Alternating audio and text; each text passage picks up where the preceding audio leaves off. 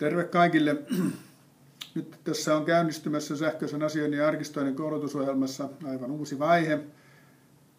Eli nyt te pääsette kokeilemaan, miltä tuntuu verkossa opiskelu.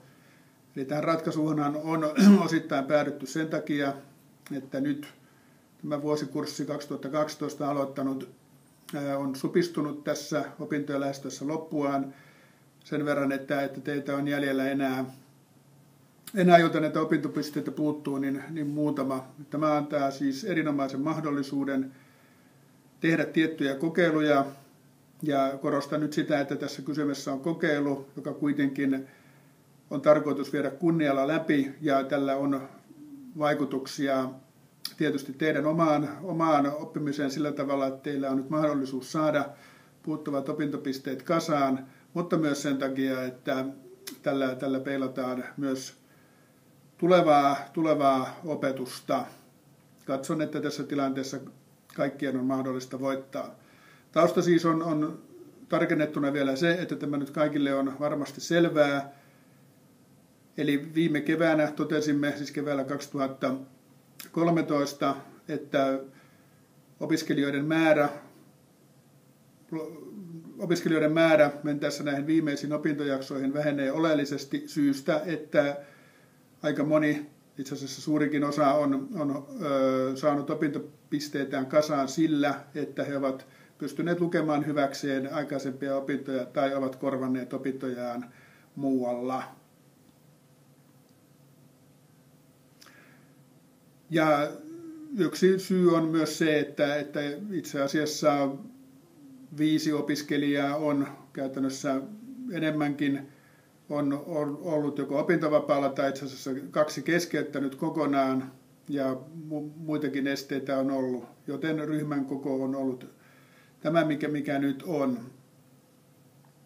Tästä verkko-opetuksesta, verkkokurssista, verkko-opintojaksosta, joka siis on 2,5 opintopistettä, niin lähtökohtana on se, että nyt haemme avoimesti kaikki uudenlaisia toimintamalleja, oppimisen malleja.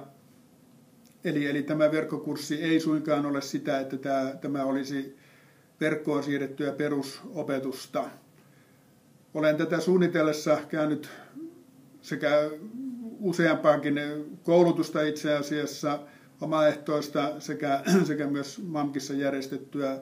Eli tämä koulutus, mitä tässä nyt lähdemme viemään yhdessä eteenpäin, perustuu tämän päivän linjauksiin, jotka korostavat sitä, että opiskelijan rooli jatkossa on huomattavasti aktiivisempi kuin aikaisemmin. Opiskelija lähtee, opiskelija saa, opiskelija pitää, riippuu tietysti henkilöstä ja näkökulmasta, itse hakea tietoa, koska internet antaa siihen, tai erityisesti kun internet antaa siihen erinomaiset mahdollisuudet.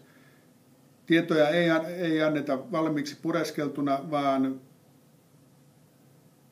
opetus perustuu siihen, että opiskelijoille annetaan tietyt reunaehdot tietyin eväin, ja siltä pohjalta opiskelija lähtee oppimaan. Tämä ei tietysti tarkoita sitä, että lähdettäisiin tyhjältä pöydältä, eli jokaisen opintokokonaisuuden tai osakokonaisuuden yhteydessä annan tiettyjä reunavinkkejä, joiden pohjalta voi lähteä. Jokaisessa osiossa on tällainen vastaava puhuttu osio, joka avaa opetusta tarkemmin, ja samat asiat ovat suppeammin sitten muudessa kirjallisessa muodossa. Opintojen suorittaminen tapahtuu siten, että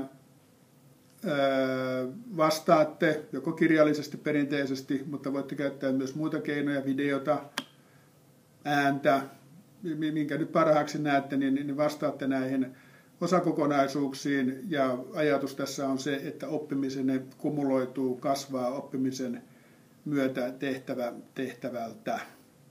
Kiitos.